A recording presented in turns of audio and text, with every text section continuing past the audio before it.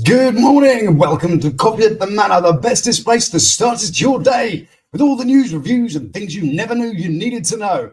On the show today, we've got an exclusive for you. We have an interview with the elusive banana mystery the elusive banana artist, in fact, Face the Strange. We've also got an emotional support peacock. We've got the Florida Man Games and a man with a turtle in his trousers. Hello there. Good morning to you over in the chat, Mama Nirvana. Good to see you. I hope you are well. I hope you are all good over there. It is Friday. GSP, if you're there, we're with you. We're ready for it with you today. Lion, I hope you're out there and ready to rock. We are with you 100%. So I just need to click this other button, which does this other thing over here to do that. Perfect. Lovely. Okay, so then, now, of course, we cannot, goddamn time change, says JG. Is it got earlier over there? I do apologize if it's got even earlier. That must be a nightmare. But yes, indeed, we got a lovely variety of things on the show for you today. But of course, we do need to introduce my special guest, as always, the man who is also going to be the voice of our mystery art person, because of course we want to guarantee it anonymity. Yes, indeed. And so he will, of course, be the voice of said person. So let's bring on board our delightful Lord Mustard. There he is. Good morning to you, sir. How the devil are you?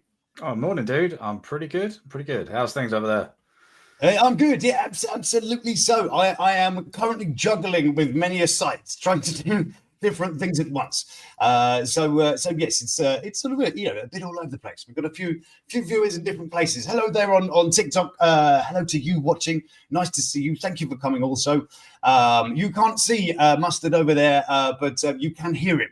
Yes, I am here. I am here, hiding behind the scenes, I guess. Actually, there. Hello to you who do John Day. We got the Baron. We got a Tammy. We got a Garung.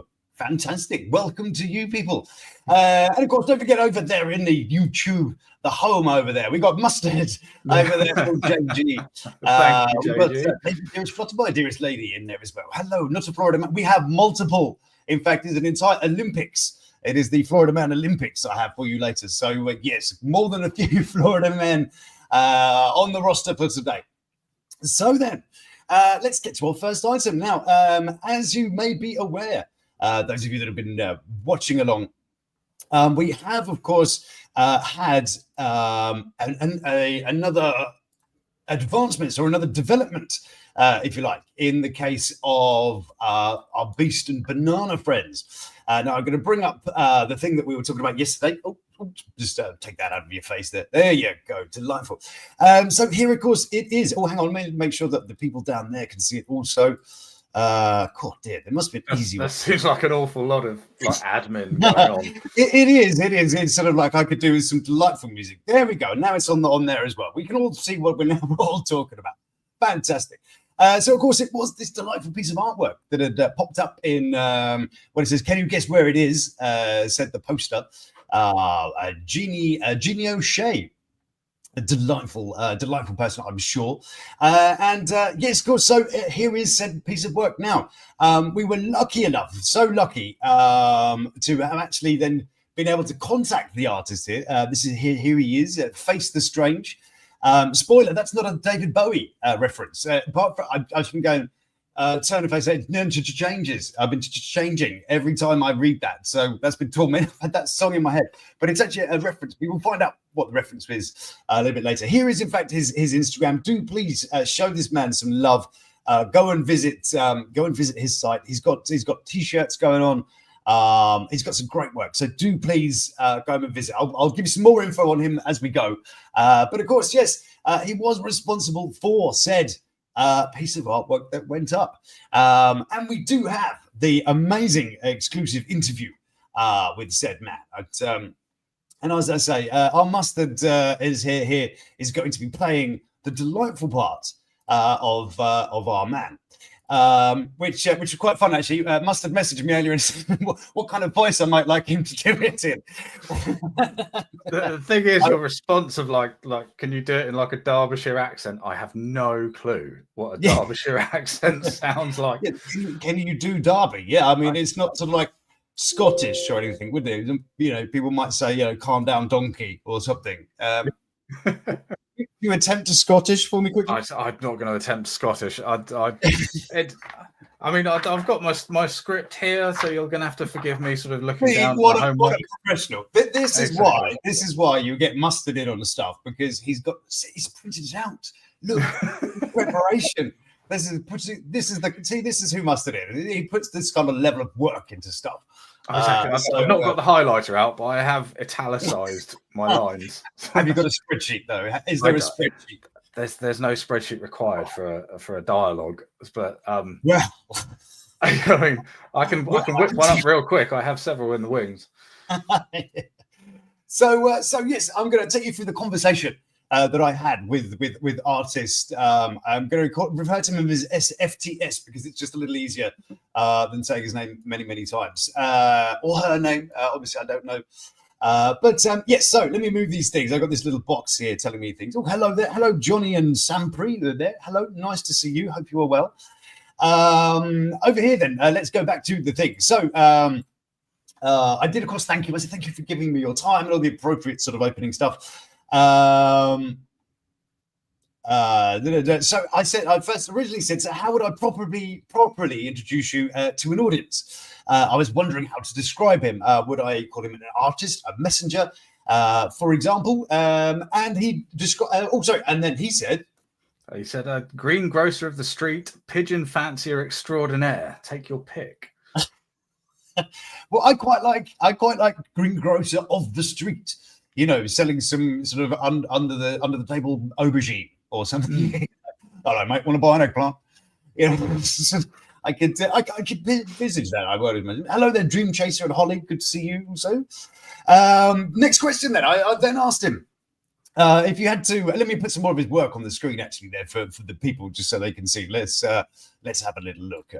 So this one, I believe, might come into our story in a minute. So I'm going to leave that particular one there. So next question I asked was, if you had to give your work a genre, what would you call it? I described it as a hint of Magritte, a dash of Dada wrapped in a street art package. Yes. And he said, I just tend to call it digital collage. Magritte's ace, although it was only after I'd been at this for a while that I realised he'd perhaps been an influence. The more direct influence was me lifting from a series of sketches that Reeves and Mortimer had on one of their old shows. Yeah, Reeves and Mortimer. Now we're a duo of the comedy variety that used to grace our screens back in the, oh my goodness, more sort of 90s, wasn't it? I think it was 90s. Yes, I can't say it was really my thing, but I was aware of it at the time. It was sort of early surreal humour before sort of the Mighty Boosh and various sort of things like that. It was sort of like almost the sort of 90s answer to Monty Python in a way, wasn't it? It sort of had that. Yeah. Yeah, you have skipped over where his name came from. Oh, did I miss that? Oh, sorry. Yes, yeah. God, very. See, this is why I need a master around. I also asked them, of course, can you tell us about your name? Face the Strange. Is it a Bowie reference? Indirectly. It says, I took my name from an EP by the band Therapy. Well, that's a throwback. Who also used the line in one of the songs on it. I can't imagine that they didn't first appropriate it from Bowie, though. Absolutely. If you're not familiar with Therapy, they were a sort of, I don't know, punky, but it was kind of like it was the UK's delayed response to Nirvana. It had that kind of, that kind of grungy, they're all 3-minute tunes. It's all got great catchy riff. The chorus, Don't Bore Us gets the chorus kind of songs. But Therapy were great. They're still touring. Apparently, they did a tour last year, 2024. Worth listening. If you're into your sort of rocky, it's kind of feel good though, isn't it? This is kind of. Are you familiar with Therapy? I've seen them. I'm pretty sure I saw them support the Deftones of all things back in the day. The Deftones, actually, the Deftones. Speaking of the Deftones, I think my camera's got a little bit funny, so I'm going to try and sort that one out. Yeah, so the Deftones, the lead singer Chino Marino, the bastard, just putting it out there. He was responsible for breaking my glasses, bastard. Because there we go. Sorry, hopefully this camera will sort out a moment. Because it was at Reading Festival, I do recall. You were also at the festival, I believe. We probably would have gone to the same ones. And yeah, he decided he was going to jump in the crowd during the Deftones giggy thing. And so, of course, everybody wanted to be exactly where Chino Marino was, which you get a flurry of, crowd surfers and things like this going on, which was absolutely crazy. I do remember that festival. I can't say I was there in the mosh pit with you, but I do remember the aftermath. yeah, it was certainly a bit of a crazy one. You were around half blind for like 3 days. Yeah. Yeah, absolutely. It seems to be one of those. Sorry, 2 seconds. I'm just furiously background trying to sort out camera here. I do believe I've got fair sets there. Two moments. While I do this, I do it. Excuse me. Crappy camera. Bit of a delay. There you go. Right, yes, do excuse me. Yes, you can still hear me now, I believe. Oh yeah, it's still coming through. Just there's no picture for you. Yes, there we go. Right, sorry, 2 seconds. This is a height of professionalism. There we go. I remember once somebody was having a go at me because I wasn't very professional. Oh, I won't hear a word of it. Yeah, this is perfectly good. Anyway, 2 seconds. If not, I might just have to go without camera for now. That is absolutely fine. Also, I don't really mind. Anyway, while it's doing that, let's not hang around, shall we? While I'm having that sort of a failure. Just you on screen. Apparently so, and I don't quite carry the same sort of charisma as you do when you're on camera. Well, I'm going to be stuck with my boring face. Oh, that'd be nice. Although it's quite phallic mannequins, says Lady Mama Nirvana. Good stuff. They're not very subtle, are they? No, absolutely not. Sorry, 2 seconds. Fake it till you make it, mustard. I think this is one of my co-workers. Good job, mate. Picked up. We like it. Yeah. So I'll let me one more stab at this, and I'm just going to give up. Say we love you too, mustard. Right. Let me just see what I can do here.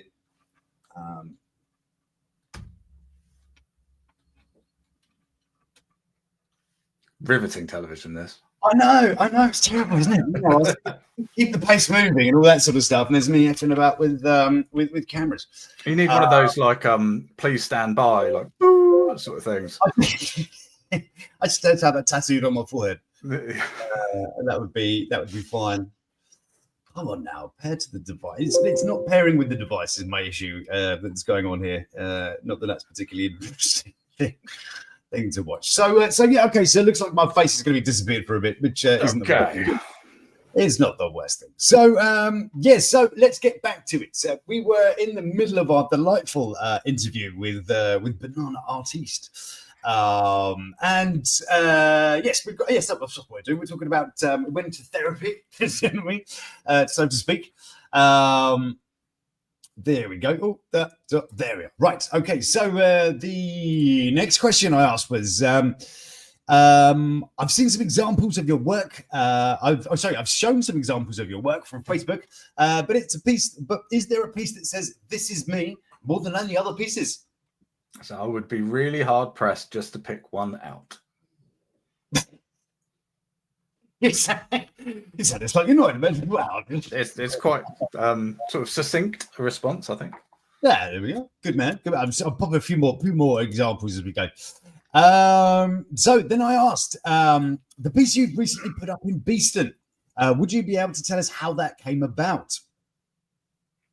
So it says Jeannie from Beeston Street Art inquired if I'd heard about the odd goings on over there and asked if I'd be up for putting something up to commemorate it. I told her this was unlikely as I don't get over that way these days, but I did still create a response to the phenomenon based on the idea of scantily clad bananas hanging around on street corners, which is the picture we just saw. She wasn't keen on that slightly racy interpretation, but I did offer to put another suitably themed piece of mine up if I could send it over to her.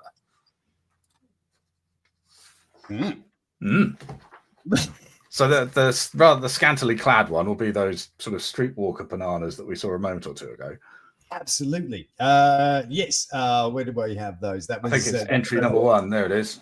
Yeah, I don't think it's that. I don't think it's that racy. What do you think? I don't think it's racy. I don't know if you necessarily want to stick that up around on street corners, but I guess it really does sort of speak of other things you could get on the street corner, isn't it? exactly. It's not quite sort of family friendly. You don't want children walking past that on their way to preschool, do you?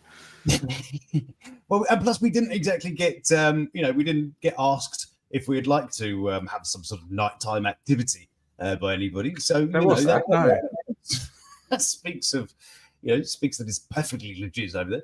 Well, admittedly, we were the ones giving out sweets, so you kind of say that we were the instigators, if nothing else. We did literally give candy to kids. Now that sounds like an awful way for us to have spent a weekend, but it's not far from the truth. Yeah, crazy, isn't it? This is so annoying with this camera not connecting. Anyway, so back to said interview. Where were we? So essentially then it was actually they had asked him to put something up, and so what's up now then is the alternative to this we could say salacious, not particularly salacious in my mind, but I suppose to conservative people that might be classed as being salacious. I don't really see it myself, but in fact, let me just do yeah. There we go. Right. Come on.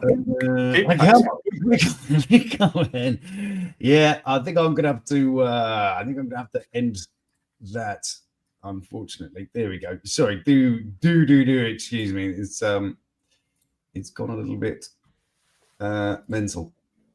I'm not gonna do a little dance or something to your viewers. I have never had this level of technical issues, and we're going through something. Right, let's get rid of that as well. All right, okay. So, excuse me, this is terrible, isn't it? Anyway, so then, yes, of course. So I asked him that is anybody specific in the image that we see over here. I mean, I was kind of hoping that hopefully it was like a reference to Banana Hunters. Secretly I was kind of hoping. It's your ego getting in the way. Yeah, go on, just sort of end me ego a little bit. No, it is. He said. The response was no. It's fairly rare for me to use a known person as my subject. There we go. So yes, it isn't. Unfortunately, to shame really.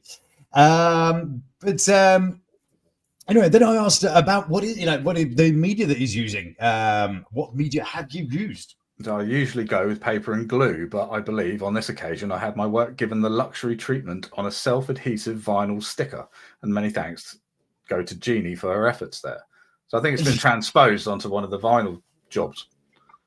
Yeah. That's even nicer, isn't it? You've got a lovely vinyl, which probably leads to the thing that this has probably been given permission to sort of come up by the local council or something. I don't know. You don't necessarily need permission to go around slapping band stickers on these sort of junction boxes, do you? So, yeah, I guess not. Yeah. Right. Right. Question 7. It's question 7. Do excuse me.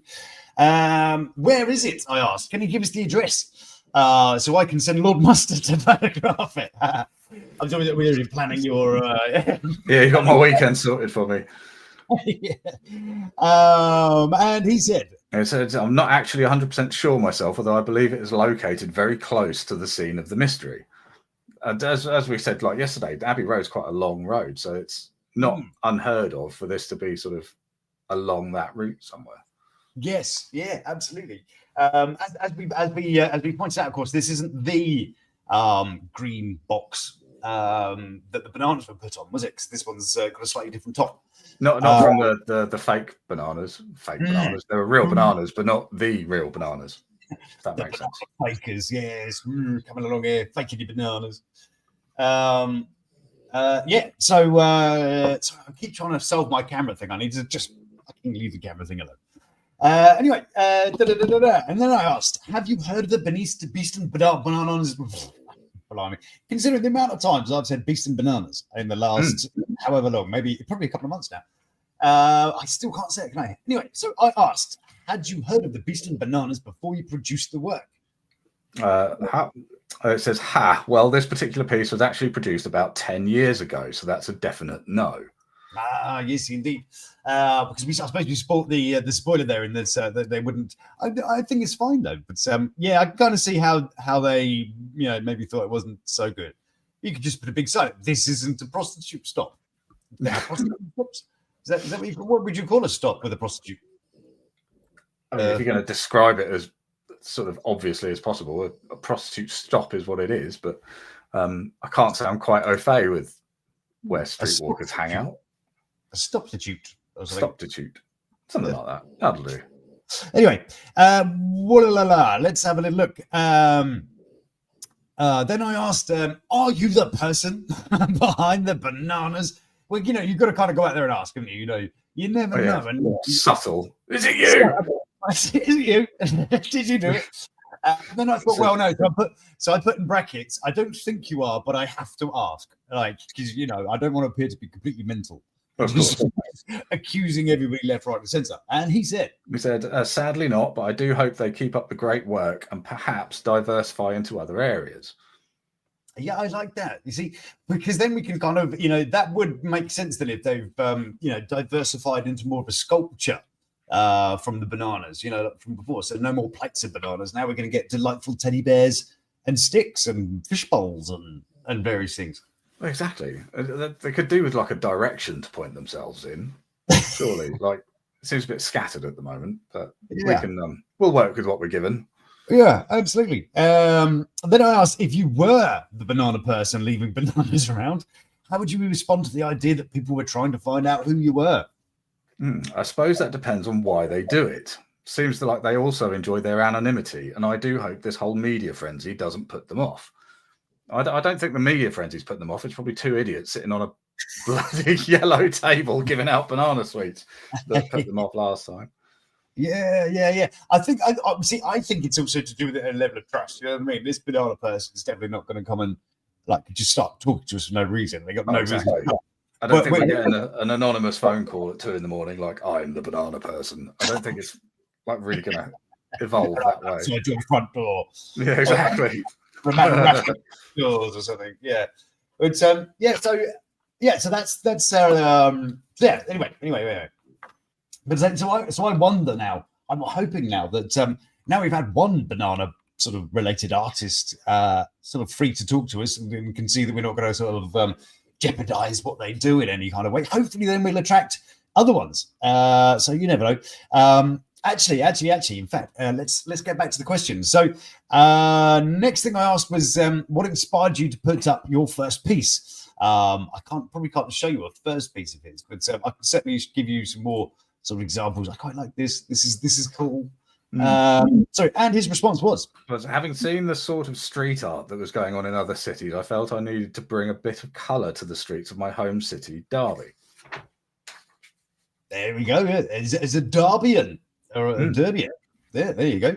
I then asked, it's hard to talk about street art without mentioning the names like Royd, Flem. Can't talk about street art without Flem. Flem's fantastic, actually. If you've not seen Flem's work, it's spelt like Flem, obviously. And of course, Banksy. If your work was mistaken for another artist's, who would it be? So, I do love a bit of phlegm. It's a phrase I didn't think I'd ever really say. Had many urbex adventures in Sheffield tracking his stuff. There have been a few cases of mistaken identity, with my work being confused with that of people like Code FC or Tianu the cat. I do pretty much have the market cornered in fruit and veg heads, though. Well, I like that idea. Yeah, to have your sort of, I don't know, signature recognized like that. I think it's pretty cool. And again, there's a few answers here that speaks to this person's generation. We've got the references to therapy, but the next one definitely has a reference that I can familiar with. As I asked, how has your work changed over time? Has it mirrored changes in your own life? He said, I dragged myself up using Coral Photo Paint, something rather like Photoshop, without ever being bothered to read the manual. So my work became increasingly elaborate as I figured more of it out and became more proficient using it. Yeah, there you are. Next, and then that's the only problem with this. I really want to ask a lot of follow-up questions, but that's the. I suppose if you do it by text, you're kind of stuck to what you ask in the first place. Yeah, and I kind of didn't want to take up like loads of their time as well. I didn't want to be like, right, okay, can you just like take an hour to sit here and just slowly go question by question with me? You know, I thought they're probably doing me a favor doing the interview anyway. I've only ever found one other interview with this person actually, so that's kind of cool. That's pretty good. I asked, do you feel vulnerable or exposed when sharing your work publicly? Where is that? I don't know. Aha. Oh, absolutely, but that's entirely the nature of working on the street. But then I found to go with that part, I found this delightful little one here. Actually, it's next to a pub. And during in the description there, he says an irksome running with a bunch of Hounslow street wardens. Did you know they wear body cams now? Made me rethink the scope of my activity yesterday. But hopefully, this guy will be sunning himself there. So yeah, this is over in Brentford. When was this? This was August last year, summer last year. So yeah, we can see that he's sort of facing some sort of adversaries in the form of street traffic wardens. That's kind of an overstretch for a traffic warden, that isn't it? You'd tell them where to go put there. Well, yeah, it's not really their jurisdiction, is it? Surely. But it does say Hounslow street warden. So what constitutes a street warden? I wonder. Yeah, I suppose they call them meter maids or whatever. Don't they? That's traffic. So what is a street warden? I'd be furiously googling this. You know. Yeah, but maybe that's it. Maybe it's because I thought street wardens maybe were like those specials, you know, those they're not really police, but they kind of are. Focusing this, they patrol the street at a community level, focusing on issues like antisocial behaviour, environmental offences, and crime prevention. So it's not far off like the community police officers. Yeah. You'd totally tell them to go fuck off, well, you wouldn't. You don't even have the power to arrest me. You're so not going to. So not going to hang around for that. This is a plastic policeman, my parents called them. Quite like that. That's it. Yeah, the plastic policeman. So anyway, back to the interview. Back. Where were we? We were.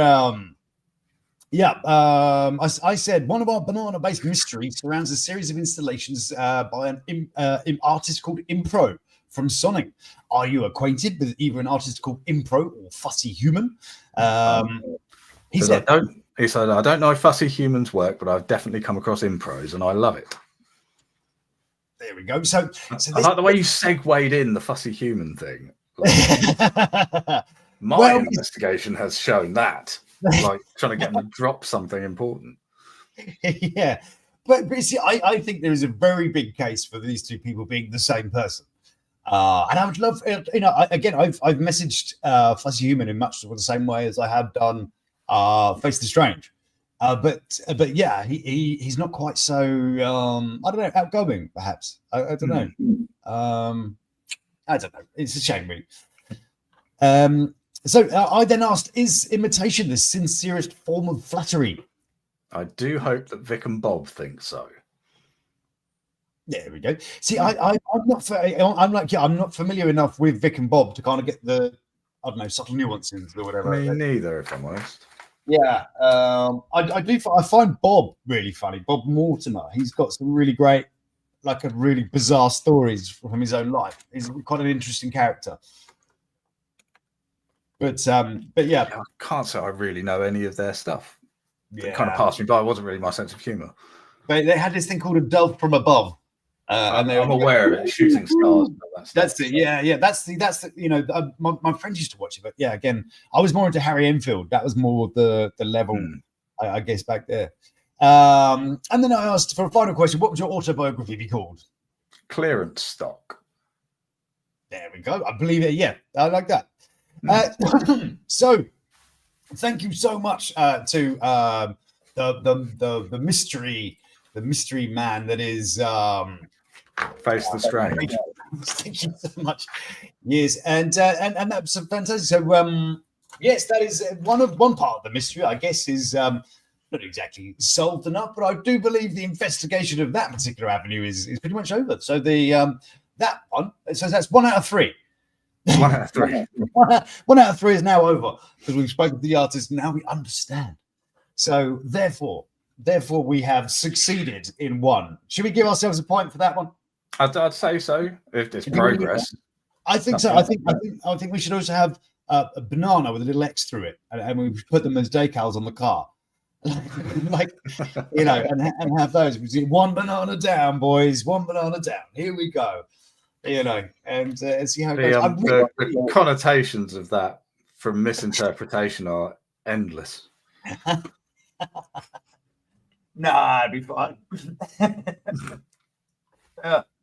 So anyway, that is the almost end of that particular delight. Of course, we are now going to slink our way into some other news. Very much for you here. Right. Bloody thing. Why isn't it bloody working? I don't know. Come on, dude. You should be old hat at this by now. Yeah, it's terrible, isn't it? Do you know this is the 65th episode of Coffee at the Manor? That's pretty good. And the camera don't work. And the camera. The camera don't work. Celebration. Lewis, zip. I'm still a little sort of like icon for an anus. Ooh, that sounds like a cool kind of band. It's like an album, isn't it? Yeah. Yeah, it's not far off. And here is Icon for an Anus. Believe that, like a death metal band. Anyway, right, it's ponging at me now. Bong, I know, bong, yeah, fine. So anyway, let's switch over to some more news. And it takes me on a very small one of our little delightful rabbit holes ideas, and it started with this thing. TSA catches a man smuggling a live turtle in his pants at a New Jersey airport. Yes, and after conducting a pat down on the man, figured he was hiding something in the groin area of his pants. Here is a delightful picture of said traumatized, I'm going to add, traumatized turtle going on there. Yes, indeed, a Pennsylvania man. This is a growing trend, isn't it? The Pennsylvania man. Whether or not he's going to outdo the Florida man, coming in a minute, or not, we don't know, mate.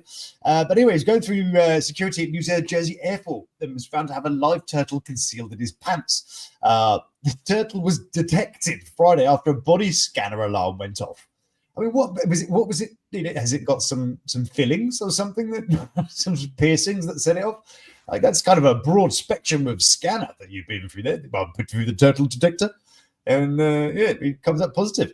Can you imagine trying to explain that off though? Yes, what's this bulge in your trousers? well, but the bulge on my was way to play cricket. Yeah, that's it. Yeah, this is my cricket bat, sir. Yes, this is it. Turtles don't eat worms, says Lady Flusterfly. Anyway, when questioned further, the man reached into his pants and pulled out his turtle, which was about 5 inches. So it's sort of a below average turtle. That's 12 centimeters for you measurement fans, and wrapped in a small blue towel. He said it was a red ear slider turtle, a species that's popular as a pet. Oh my goodness! Is that telling your pants? Are you pleased to see me? The man, whose name was not released, was escorted to the checkpoint area at Port Authority Police and ended up missing his flight. Oh dear. The turtle was confiscated for its own good, I can imagine. And it's not clear if the turtle was the man's pet or why he had it in his pants. Well, I mean, surely the first question is this yours, sir? Yes. Is this your turtle in your pants, sir? No, I'm carrying it for a friend. Yeah, I don't know how it got in there. And then, of course, it makes you wonder what other delightful things we might have missed at airports. Well, allow me to introduce you to an emotional support peacock. Yes, that got barred. This is a little while ago. This one got barred from United Airlines. There it is. What do you mean I can't take my massive peacock on board this plane? What? Yeah, here it is. It is, of course, an emotional support peacock. It's no ordinary peacock. Yes, here it is. It drew some confused glances from passengers. I imagine so, yes. But yes, she was banned from taking a large emotional support peacock on board an airline's flight. She offered to buy the bird its own ticket, according to a travel blog, Live and Let Fly.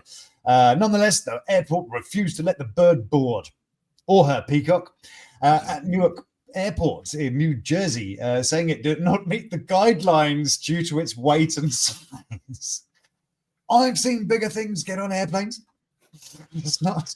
Which specific guidelines? Like guidelines for emotional support animals or birds in general? That's it. I mean, these things are quite vicious, though, aren't they? These like having a swan, isn't it? They've got like a really bad attitude. Oh yeah, they're not very nice animals. Yeah, they look pretty, but just don't get near them. Yeah, it's it. And plus, if it starts to have a bit of a fan, down the aisle, starts fanning down your aisle, you don't really want to. That's not so nice. But yes, it was anyway. So the peacock, reportedly called Dexter, belongs to Brooklyn-based artist. Of course it is. Of course, it's an artist thing. Ventico, who documents its life on social media. There you go, Ventico.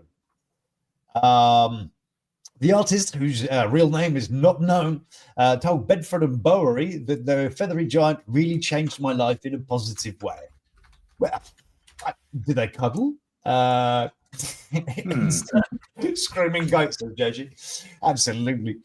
Yeah. Yes, there you go. She originally bought Dexter and a peahen called Etta for an art installation. She later found them a new home, which Etta and her offspring disappeared. Oh dear. The loss affected Dexter's behavior. Oh, bless. And Ventico came to his rescue after hearing the bird was housed in a garage. Following a failed stint at upstate New York farm, Ventico finally decided to welcome Dexter into their Bushwick loft. I mean, lives in a loft. Nice loft apartment. That's probably really expensive too, isn't it? In New York loft apartment, yeah, I imagine that's quite expensive, right? Yeah, and there you go. There you go. That's Dexter, the emotional support peacock. How much one of things. Also, I'll do one more story because I gotta move on. I should try that live thing again another time on the old different sites. But I was going through a list of all the crazy things people have tried to smuggle. And go away thing. There we go. One of course was a baby tiger cub. And look at this, they've even put like a stuffed other one there. Like it's just a stuffed toy. What is it? You've muzzled it. Yeah, I muzzle all my toys. It's like you must have seen Toy Story, Come Alive. Don't want this thing coming alive. But yeah, that's their attempt at doing that. But another thing I saw later on was somebody smuggled 18 endangered titi monkeys from Peru. 18. And they were live. And this is, again, it gets me. He actually took the monkeys out of the bag, attached to them to the inside of his clothes. Supposedly, he was afraid that X-rays would hurt them. Okay. That sounds very well mentally balanced. He was pulled aside after someone saw him acting suspiciously and his cover was blown. He's got 18 live monkeys secreted about his person. Now, each monkey is only small. I'll show you the monkeys in just a second. But despite his apparent concern for the monkeys, two of the animals actually unfortunately died by the time he was searched. So, I mean, he's a fucking idiot, clearly. But 18, I mean, that is a challenge and a half. I'll show you what a titty monkey is. I'm going to call it titty because it's much more fun. Look at this. It's a teeny tiny weeny little thing. It is only, well, it's a good 9 inches. So, sufficient for most, I would say.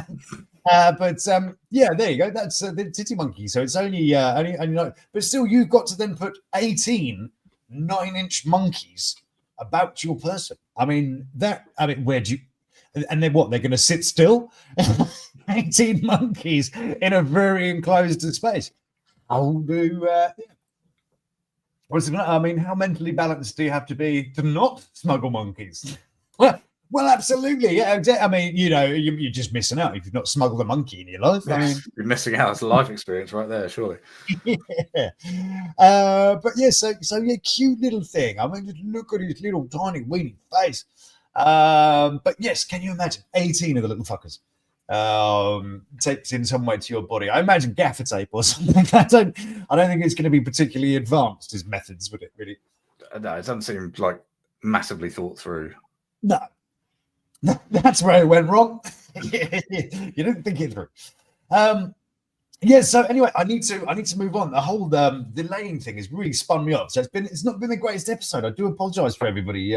Thank you so much for Mustard for reading the lines, of course, of STF, the Face the Strange. Do please go and visit his Instagram or her, whatever, and show some love over there. So and of course to Mr. Mustard too. I'm going to try and fix these bloody problems with this camera and linking and devices and blah blah blah, and hopefully it'll be okay. But apologies for the low quality thing from me today. But still, it's Friday, and hopefully it'll get better.